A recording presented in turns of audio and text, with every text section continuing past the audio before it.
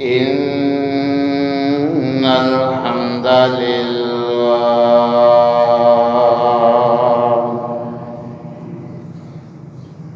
نحمده ونستعينه ونستغفره ونعوذ بالله من شرور أنفسنا ومن سيئات أعمالنا من يهده الله فلا مضل له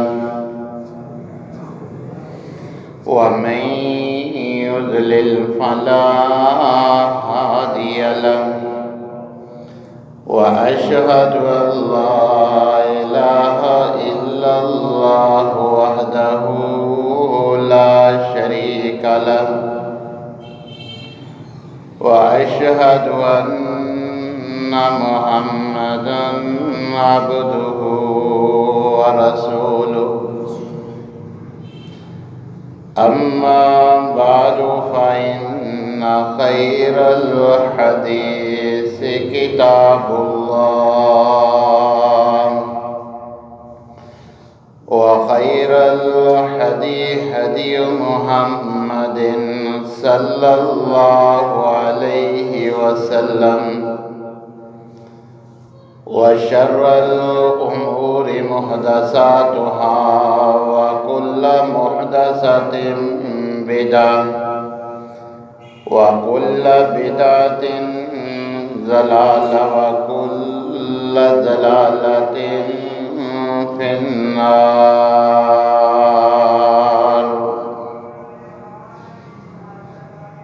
يا أيها الذين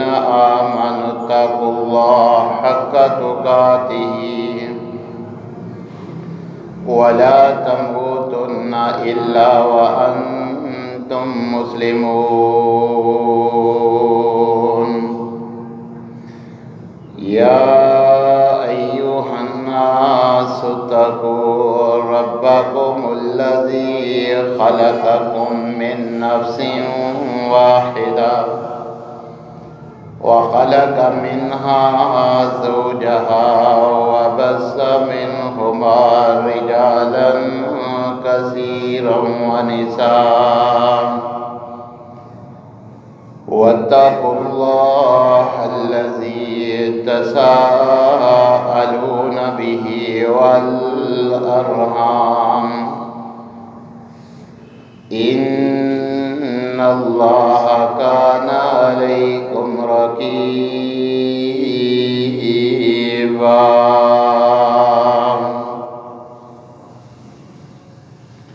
يا أيها الذين آمنوا اتقوا الله وقولوا قولا سديدا يصلح لكم أعمالكم ويغفر لكم ذنوبكم ومن يطع الله ورسوله فقد فاز فوزا عظيما. أما بعد فأعوذ بالله السميع العليم من الشيطان الرجيم من حمده ونفخه ونفسه. بسم الله الرحمن الرحيم. قال الله عز وجل في التنزيل وأقيموا الصلاة وآتوا الزكاة واركعوا مع الراكعين.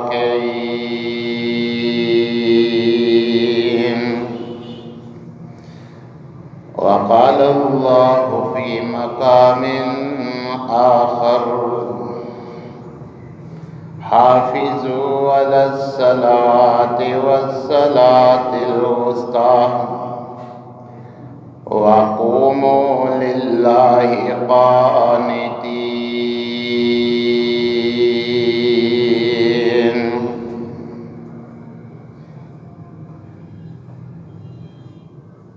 تمام قسم کی تعریفات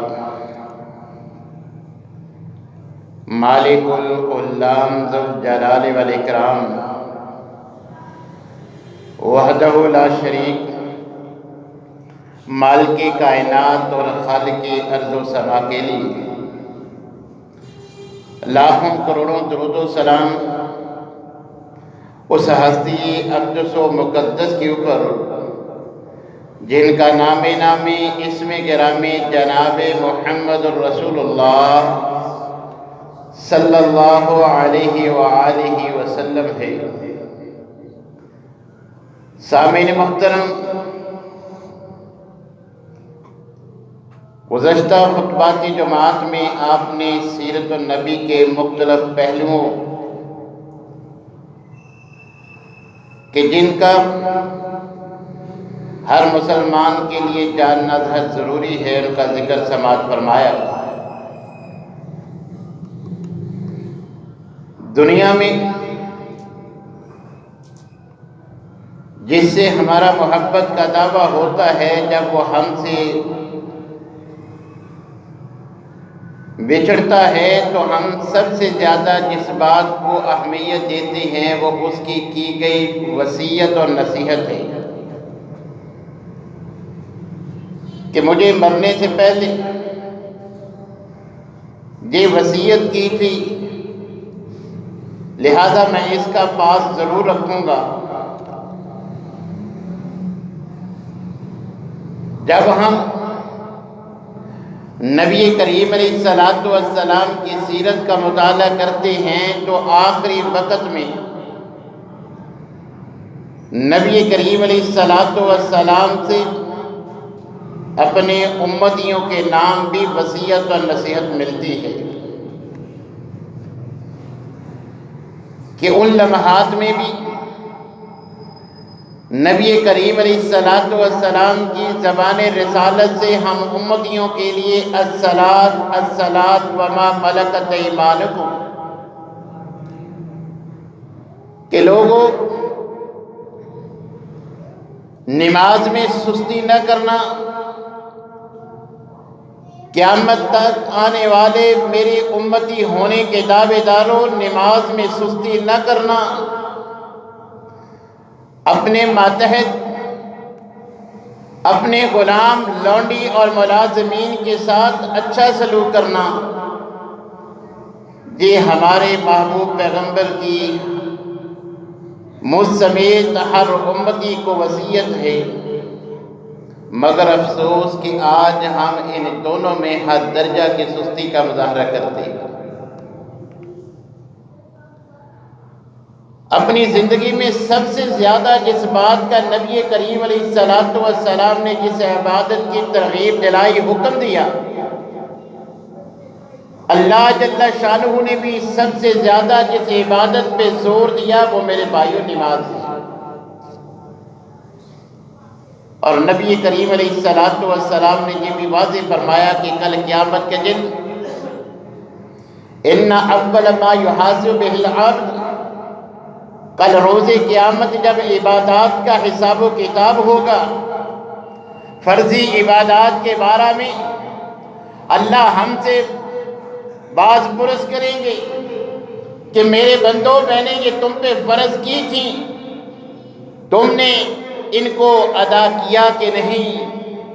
تو عبادات میں سے سب سے پہلے جس کے بارے میں سوال ہوگا وہ نماز ہے۔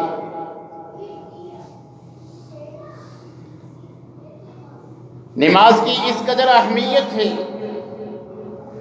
کہ باقی فرضی عبادات کسی نہ کسی سٹیج پہ جا کے ان کی رخصت موجود ہے، مگر نماز کی کسی حالت میں بھی رخصت نہیں ہے۔ حتیٰ کہ دوران جنگ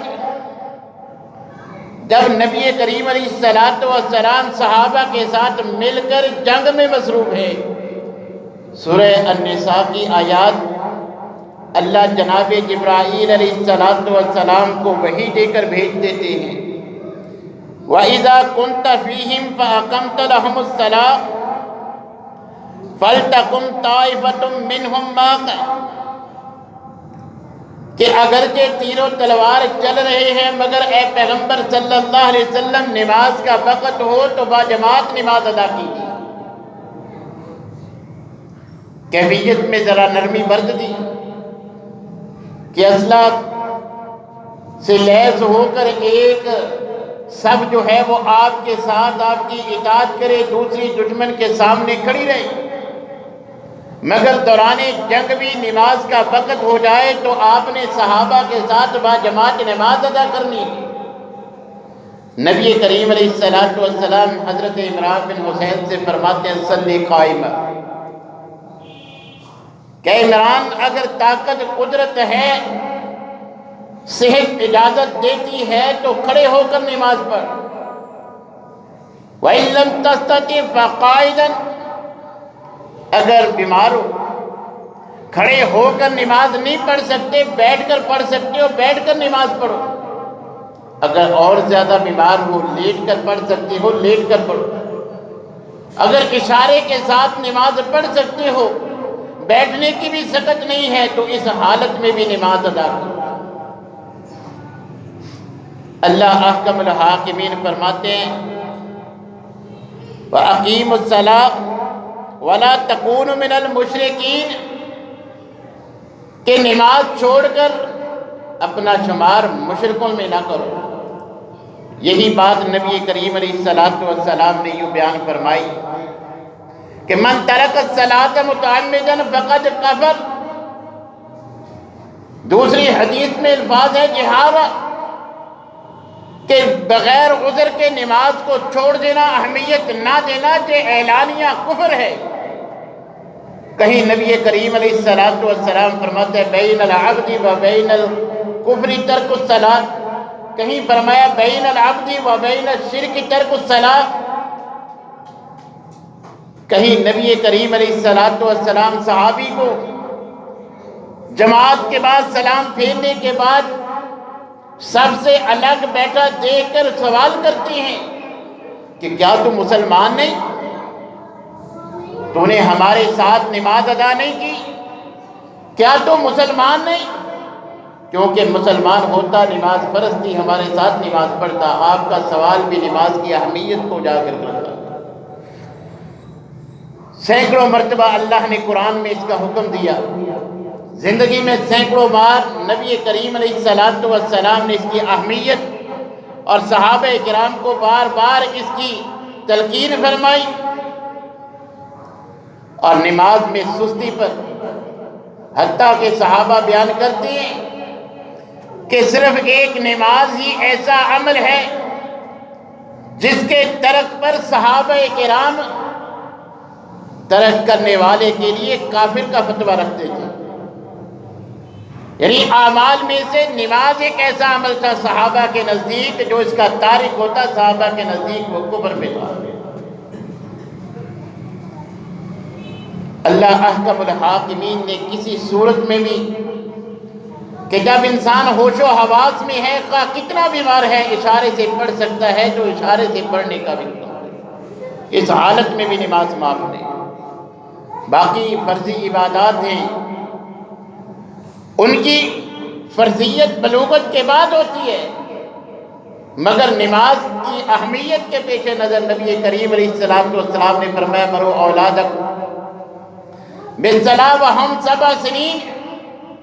کہ ابھی 7 سال کے بچہ بچی ہو جائے تو ان کو نماز کا حکم دو، اور 10 سال کا ہو جائے نہ پڑھے سستی کرے تو والدین کو نبی کریم علیہ السلام کا حکم ہے کہ اس کے اوپر سختی کر کے اس کو مار پیٹ کے نماز کا عادی بنایا جائے۔ حالانکہ 7 سال کا عمومی طور پہ بچہ بالغ نہیں ہوتا اور فرضی عبادات بلوغت کے بعد فرض ہوتی ہیں، مگر نماز کی اہمیت کے پیش نظر نبی کریم علیہ السلام نے یہ حکم صادر فرمایا کہ کل جب یہ بالغ ہو جائے گا، یہ بلوغت کی عمر کو پہنچے گا، اس پہ نماز فرض ہوگی۔ اگر ماں باپ نے اس کی عادت بنائی ہوگی تو پھر یہ نماز میں سستی نہیں کرے گا۔ نبی کریم علیہ السلام نے فرمایا بین الکفر والایمان ترک الصلاۃ،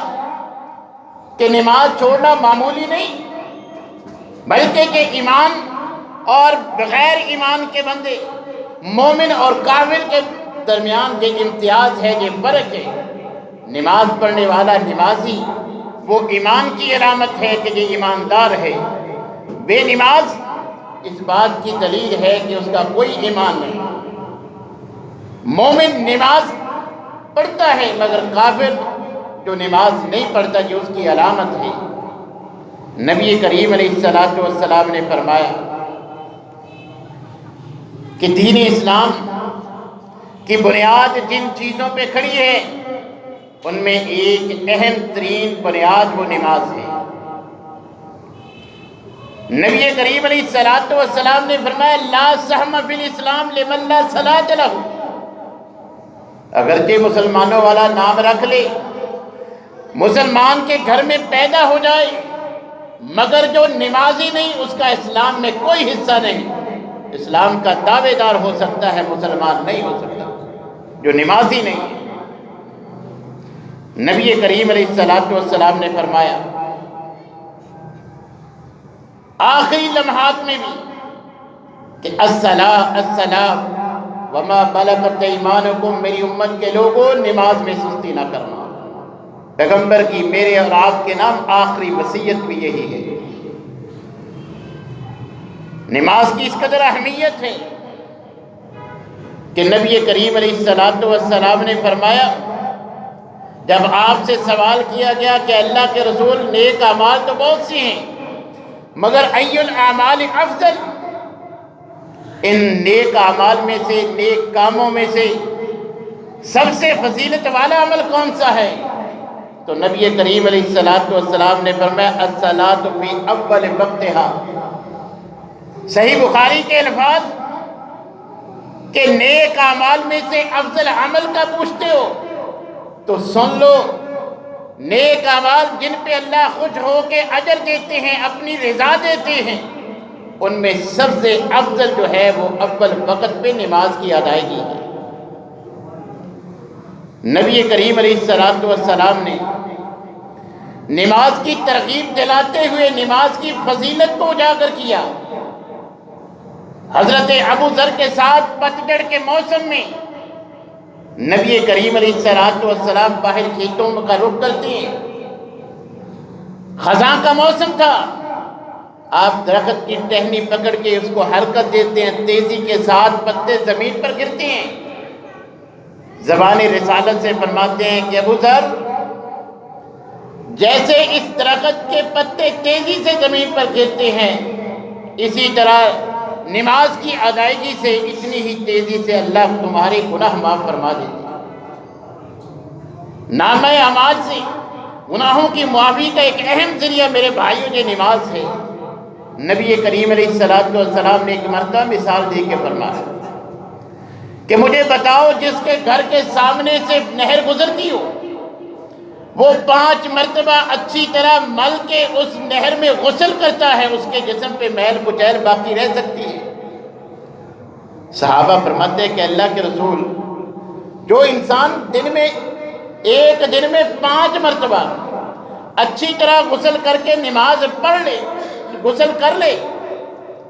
اچھی طرح 5 مرتبہ ایک دن میں غسل کرنے والے کے جسم پہ میل کچیل کیسے باقی رہ سکتی ہے؟ فرمایا اسی طرح 5 مرتبہ دن میں نماز ادا کرنے والے کے نامہ اعمال میں گناہ بھی باقی نہیں رہتے۔ آج میں تو آپ سب سے زیادہ اپنی ڈیوٹی کو، اپنے کاروبار کو، اپنے دنیاوی معاملات کو اہمیت دیتے ہیں۔ وقت پہ باجماعت نماز کی ادائیگی اللہ کے ہاں اس قدر اجر و ثواب کے لحاظ سے اہم ہے۔ نبی کریم علیہ السلام نے فرمایا جو نماز عشاء باجماعت ادا کرتا ہے،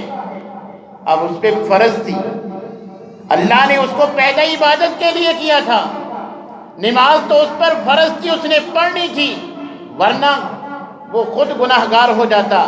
اللہ کی سزا کا، جہنم کا، عذاب کا سبب بنتا اگر وہ نہ پڑھتا۔ مگر اللہ کا حکم مانتے ہوئے جو باجماعت نماز عشاء ادا کرتا ہے، اللہ اس ڈیوٹی کے انجام پہ اس قدر خوش ہوتے ہیں کہ چند منٹ اس نے عبادت کے لیے نکالے، جا کے سو گیا، مگر اللہ احکم الحاکمین کے ہاں یہ عمل اس قدر اہمیت کا حامل ہے، اللہ آدھی رات مصلی پہ قیام کرنے جتنا اس کو اجر و ثواب عطا فرماتے ہیں۔ جو اسی طرح نماز فجر با جماعت ادا کرتا ہے اسے بھی اللہ احکم الحاکمین آدھی رات کے قیام کا ثواب عطا فرماتے ہیں۔ دیکھیے صرف عشاء اور فجر یہ 10 سے 15 منٹ اگر سکون کے ساتھ نماز ادا کی جائے، 15 منٹ عشاء کے لیے اور 15 منٹ فجر کے لیے جو انسان نکال لیتا ہے، با جماعت پڑھتا ہے، پھر جتنی دیر سوتا ہے اس سونے کے وقت کو بھی اللہ مصلی پہ قیام کرنے جتنا اجر و ثواب میں تبدیل کر دیتا ہے۔ نماز کی اس قدر اہمیت ہے، نبی کریم علیہ السلام نے فرمایا ایک رمضان اگلے رمضان تک، ایک نماز جمعہ اگلی نماز جمعہ تک جو دونوں کا اہتمام کرتا ہے، پچھلے رمضان کے روزے رکھے اس رمضان بھی رکھتا ہے، یہ پورے مہینے کے روزے رکھنے کی بنا پر پورے سال کے صغیرہ گناہ اللہ معاف فرما دیتا ہے۔ پچھلا جمعہ نماز بر وقت ادا کی اور یہ بھی نماز جمعہ بر وقت ادا کیا تو اللہ احکم الحاکمین پورے ہفتے کے صغیرہ گناہ معاف فرما دیتا ہے۔ ایک نماز ادا کی، پھر اگلی نماز کا وقت ہوا وہ بھی ادا کی، 2 با جماعت نمازیں ادا کرنے کے درمیان جو اس سے صغیرہ گناہ سرزد ہوتی ہے نماز کی ادائیگی سے اللہ معاف فرما دیتے ہیں۔ یہ تو نماز کی ادائیگی ہے۔ عمل اس قدر محبوب ہے اللہ کو کہ جو اس کی ادائیگی کے لیے ابھی وضو کر رہا ہے، بلکہ وضو سے بھی ذرا پیچھے چلیے، جو عبادت کی غرض سے نماز پڑھنے کے لیے گھر سے نکلتا ہے، ہر قدم پہ گناہ معاف ہوتا ہے، اجر ملتا ہے، اللہ تبارک و تعالیٰ نیکیوں میں اضافہ کرتے رہتے ہیں اور گناہ معاف فرماتے رہتے ہیں۔ جو گھر سے چل کے عبادت کے لیے نماز کے لیے مسجد میں آتا ہے اور نماز کے لیے وضو کرتا ہے، نبی کریم علیہ السلام نے فرمایا کہ جو اچھی طرح سنت کے مطابق وضو کرتا ہے، جن اعضاء کو دھوتا ہے، اللہ ان سے سرزد ہونے والے صغیرہ گناہ بھی معاف فرما دیتے ہیں۔ کہ بدقاعدہ بشریت زبان سے خطائیں سرزد ہوئیں، وضو کے لیے کلی کی اللہ نے وہ سارے صغیرہ گناہ معاف فرما دیے۔ ہاتھ دھوئے، پاؤں دھوئے، جو اعضاء دھوئے ان سے سرزد ہونے والے سارے صغیرہ گناہ اللہ احکم الحاکمین وضو کرنے سے ہی معاف فرما دیتے ہیں۔ تو میرے بھائیوں، نماز نہ صرف فرض ہے، اس کے ترک پہ جہنم کی کفر کی وعید ہے، اس کی ادائیگی پہ اللہ تبارک و تعالیٰ گناہ بھی معاف فرما دیتے ہیں۔ اور نمازی انسان کی دنیاوی پریشانیاں، یہ دنیاوی معاملات جن کا آج ہم میں سے ہر انسان شکار ہے، اللہ احکم الحاکمین نبی کریم علیہ السلام کی جو سنت کو مد نظر رکھتا ہے، صحابہ نبی صلی اللہ علیہ وسلم کا طریقہ کیا بیان فرماتے ہیں؟ اذا حضبہ امر فزع الی الصلاۃ، کوئی اہم معاملہ، کوئی پریشانی یا کوئی خوشی کا مرحلہ نبی کریم علیہ السلام پہ آتا تو آپ نوافل ادا کرتے۔ جب ہم پہ دکھ آئیں، مصیبتیں آئیں، ہم نوافل ادا کریں۔ ہم کو اللہ کوئی نعمت دیں، کوئی خوشی ملے، اس پر جشن منانے کی بجائے نوافل ادا کیے جائیں، یہ نبی کریم علیہ السلام کی سنت ہے۔ اللہ اس سنت پہ عمل کرنے سے اس نعمت میں مزید برکتیں عطا فرما دیتا ہے، اور اگر غم کے موقع پر اللہ سے لو لگائی جائے تو اللہ اس کو ہلکا کر دیتا ہے۔ اور بے نماز کا انجام خود اللہ احکم الحاکمین نے میرے اور آپ کی تنبیہ کے لیے قرآن کا حصہ بنا دیا کہ جب جنتی جنت میں اللہ سے اپنے بعض ساتھیوں کے بارے میں سوال کریں گے، فی جنات یتساءلون عن المجرمین ما سلککم فی سقر قالوا لم نک من المصلین، کہ جنتی اللہ سے پوچھیں گے کہ ہمارے بعض ساتھی ہمارے ساتھ زندگی گزارنے والے ہمیں جنت میں نظر نہیں آ رہے، اللہ آپ ہم سے بار بار مزید نعمتوں کے بارے میں سوال کر رہی ہیں، جنت میں ہمیں اور تو کسی چیز کی ضرورت نہیں، بس ہمارے دل میں یہ خواہش ہے کہ ہم ان کے بارے میں جان لیں۔ تو اللہ احکم الحاکمین ان کا نظارہ کروائیں گے۔ اللہ نے اس مکالمے کو قرآن بنا دیا۔ جب یہ جنتی ان کو جہنم کی آگ میں ان کے چہروں کو جھلستا ہوا دیکھیں گے تو ان سے سوال کریں گے ما سلککم فی سقر، کس چیز نے تمہیں دہتی ہوئی آگ میں پھینک دیا؟ وہ کیا جواب دیں گے؟ لم نک من المصلین، ہم نمازی نہیں تھے، ہم بے نماز تھے، ہم نے نماز کو اہمیت نہیں دی۔ نبی کریم علیہ الصلوۃ والسلام نے تو آخری لمحات میں بھی کہا تھا الصلاۃ الصلاۃ، لوگوں امت کے لوگوں قیامت تک آنے والے میرے امتیوں نماز میں سستی نہ کرنا، مگر ہم بے نماز تھے، آج یہ ہمارا انجام تم دیکھ رہے ہو۔ تو میرے بھائیوں، جیسے نماز پڑھنی فرض ہے، اسی طرح مردوں کے لیے باجماعت پڑھنا فرض ہے۔ اللہ نے کتاب موقوتہ کا خود قرآن میں ذکر فرمایا، نبی کریم علیہ الصلوۃ والسلام نے اس کی فضیلت بیان فرمائی ہے کہ جو باجماعت نماز کا اہتمام کرتا ہے، اللہ احکم الحاکمین صرف نماز نہیں بلکہ 25 سے 27 گنا زیادہ اجر و ثواب عطا فرماتے ہیں باجماعت نماز کی ادائیگی۔ عبداللہ ابن ام مکتوم نبینا صحابی ہیں، مسجد میں لانے والا واپس لے جانے والا کوئی نہیں۔ نبی صلی اللہ علیہ وسلم سے اجازت مانگتے ہیں گھر میں نماز پڑھ لیا کرو، آپ نے فرمایا اذان سنتی ہو تو مسجد میں آ کے نماز ادا کرو۔ جو ہماری حالت ہے، ہم تکیہ کر کے بیٹھے ہیں، آپ کی شفاعت مل جائے گی۔ نبی کریم علیہ الصلوۃ والسلام کی خواہش کیا تھی؟ فرمایا میری تمنا اور آرزو، میری خواہش یہ ہے جماعت کا وقت ہو جائے، اپنی جگہ پہ کسی اور کو امام بنا کے مدینے کی گلیوں کا چکر لگاؤں، جماعت کے وقت بھی جو گھروں میں موجود ہیں ان کے گھروں کو آگ لگا کر جلا کر راکھ کر دوں، کہ نماز کا وقت ہے وہ اپنے گھروں میں موجود ہیں، نماز ادا کرنے کے لیے وہ مرد جو مسجد میں نہیں آئے، میرے محمد صلی اللہ علیہ وسلم کی خواہش ہے کہ ان کے گھروں کو جلا کر راکھ کر دوں۔ تو اب اس پیغمبر کے ہاتھ سے حوض کوثر یہ جام پینے کی خواہشات تو ہم میں سے ہر کوئی رکھتا ہے، مگر یاد رکھیے یہ ملے گا کن کو؟ جن کے وضو کے اعضاء چمک رہے ہوں گے، یہی ان کا امتیاز ہوگا کہ یہ آپ کی امتی ہے۔ اللہ احکم الحاکمین نماز کی اہمیت اور فضیلت کے پیش نظر جو نمازی ہوں گے، نماز کے لیے جو وضو کرتے وقت اعضاء کو دھویا جاتا ہے، اللہ تبارک و تعالیٰ کل قیامت کے دن امت محمدیہ کے ان نمازیوں کے لیے اسپیشل پروٹوکول یہ دیں گے کہ ان کے وضو کے اعضاء چمک رہے ہوں گے، نبی صلی اللہ علیہ وسلم دیکھ کر سمجھ جائیں گے کہ یہ میرے امتی ہیں۔ مگر میرے بھائیوں، ہم خواہش تو رکھتے ہیں کہ آپ کے ہاتھ سے جام کوثر پئیں گے، مگر اگر ہمارے اعضاء چمکتے نہیں ہوں گے، ہمیں نماز ہی کی عادت نہیں ہوگی، 8 دن بعد مسجد میں آنے کی ہماری عادت ہوگی، تو میرے بھائیوں ہماری تو پہچان ہی امت محمدیہ میں نہیں ہوگی۔ لہذا نبی کریم علیہ الصلوۃ والسلام کی آخری وصیت کا مجھے اور آپ کو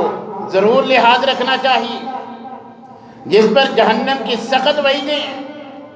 کثرت کے ساتھ سینکڑوں مرتبہ اللہ نے نماز کا قرآن میں حکم دیا ہے۔ نبی کریم علیہ الصلوۃ والسلام بھی عبادات میں سے سب سے زیادہ جس کی تاکید فرماتے ہیں وہ میرے بھائیوں یہی نماز ہے۔ خود نبی کریم علیہ الصلوۃ والسلام کبھی اس میں سستی نہیں کرتے، کیونکہ اللہ کی جانب سے حکم تھا کہ دوران جنگ بھی آپ نے نماز ادا کرنی ہے، ایسی حالت میں بھی نماز کی جو ہے وہ رخصت نہیں ہے۔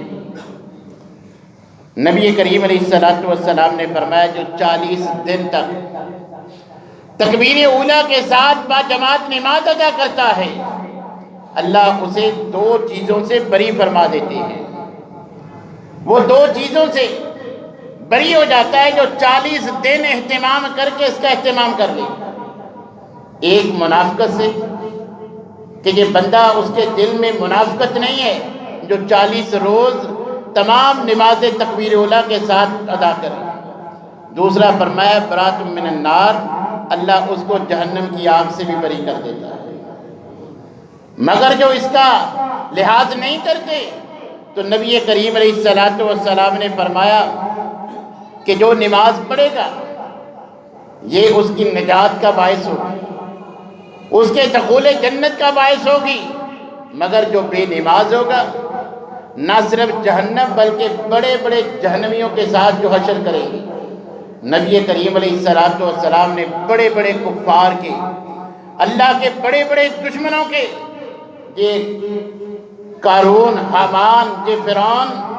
یہ ابی بن خلف، ان بڑے بڑے نافرمانوں جو پکے جہنمی ہیں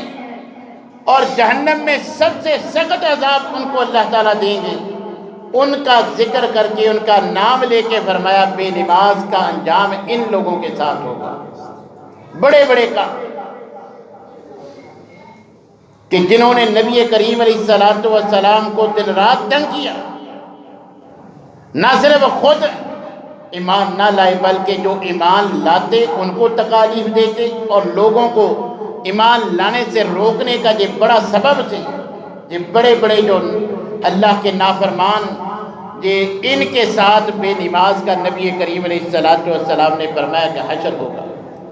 تو میرے بھائیوں، ہم دنیا میں جب کہ عمل کرتی ہیں کہ اس کے بارے میں پوچھتا ہے تو ہم کیا کہتے ہیں کہ اس کے بارے میں مجھے جاتے ہوئے میرے والد نے وصیت کی تھی، میری ماں نے مجھے یہ نصیحت کی تھی، وصیت کی تھی، لہٰذا یہ مجھے میری ماں کی وصیت ہے، میرے باپ کی وصیت ہے، میرے بھائی کی وصیت ہے، میں اس کو ضرور اس پر عمل کروں گا۔ تو میرے بھائیوں، امتیوں کے نام جو نبی کریم علیہ السلام کی وصیت ہے وہ یہی نماز ہے۔ الصلاۃ الصلاۃ وما ملکت ایمانکم، اور میری امت کے لوگوں،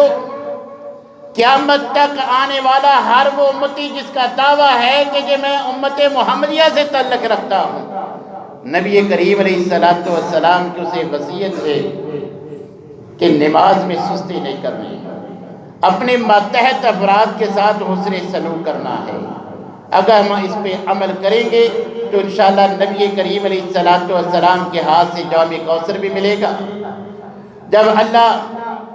عبادات کا حساب لیں گے، سب سے پہلے نماز کا حساب ہوگا، اس میں کامیاب ہو گئے، زبان رسالت سے آپ نے گارنٹی دی تھی، اللہ آگے بھی آسانی کا معاملہ ہوگا۔ سب سے پہلے حساب نماز کا ہوگا۔ اگر اس میں کامیاب ہو گئے، نبی صلی اللہ علیہ وسلم نے خوشخبری سنائی ہے، پھر حج میں، پھر زکوٰۃ میں، پھر روزوں میں، ان معاملات میں اگر کوئی سستی ہوئی بھی ہوگی، نماز میں کامیاب ہو جائیں گے تو اللہ اس میں بھی اپنی رحمت کا معاملہ اپناتے ہوئے انسان کو بخش دے گا، اس کو جنت میں جو ہے وہ اعلیٰ مقام دے دے گا جو نماز میں کامیاب ہو جائے گا۔ اور ساتھ یہ بھی فرما دیا کہ جو اسی میں پھنس گیا، صدقات خیرات کتنے بھی ہوں، کتنے ٹرسٹ بنائے ہوں، کتنے خیراتی ادارے چلا رہا ہو، ہر سال عمرہ حج، سارا رمضان کو بیت اللہ میں گزارتا ہو، اگر 5 وقت کا نمازی نہیں ہے، اگر بے نماز ہے، تو میرے بھائیوں پھر اس کے یہ سارے نیک اعمال اس کے کوئی کام نہیں آئیں گے۔ پہلے حساب میں، پہلے ہی سوال میں اگر ناکام ہو گیا تو نبی صلی اللہ علیہ وسلم نے فرمایا باقی میں بھی وہ ناکام ہوگا۔ اس لیے یہ نبی صلی اللہ علیہ وسلم کی اپنے امتیوں کے نام آخری وصیت ہے کہ لوگوں نماز میں سستی نہ کرنا ہے۔ لہذا جیسے ہمیں نماز کا حکم ہے، والدین کو یہ حکم ہے، اسی پیغمبر کا 7 سال کا بچہ بچی ہو جائے تو اسے نماز کی ترغیب دلاؤ، ساتھ مسجد میں لے کے آؤ بچوں کو۔ ہم کیا کرتے ہیں کہ جب ان کی تربیت کا وقت ہوتا ہے اس وقت تربیت کرتے نہیں۔ 5-7 سال کے ہم کہتے ہیں ابھی بچہ ہے، ساری عمر نمازی پڑھنی ہے۔ جب 15-20 سال کا ہو جاتا ہے پھر ہم کہتے ہیں نافرمان ہے، اب بات ہی نہیں مانتا۔ ہم جب اسے نماز کے لیے سختی کرتے ہیں وہ وقت نہیں ہوتا، اس وقت وہ نافرمانی کرتا ہے، پھر ہم سختی کرتے ہیں، کبھی وہ گھر چھوڑ کے جاتا ہے، کبھی کوئی جو ہے وہ ہمیں مصیبت جھیلنی پڑتی ہے سختی کر کے۔ تو نبی صلی اللہ علیہ وسلم نے 7 سال کی عمر میں ماں باپ کی جو ذمہ داری لگائی ہے، اگر سنت پہ عمل کرتے ہوئے اس عمر میں آپ نبی صلی اللہ علیہ وسلم کا حکم مانتے ہوئے بچوں کو نماز کی ترغیب دلائیں گے، ان کو عادت ڈالیں گے، تو انشاءاللہ جب وہ جوان ہو جائیں گے پھر آپ کو یہ شکوہ نہیں رہے گا کہ مولوی صاحب دعا کرو، بات ہی نہیں مانتے۔ یہ ہماری اس سستی کا نتیجہ ہوتا ہے کہ ہم نے بچپن میں ان کو ترغیب نہیں دلائی۔ اللہ تبارک و تعالیٰ سے دعا ہے کہ اللہ تعالیٰ ہمیں نبی کریم علیہ السلام کی جو بھی ہمارے بارے میں خواہش تھی کہ میرے امتی ایسا کریں، میرے امتی ایسے بن جائیں، ہمیں ویسے بننے کی توفیق عنایت فرمائے۔ وآخر دعوانا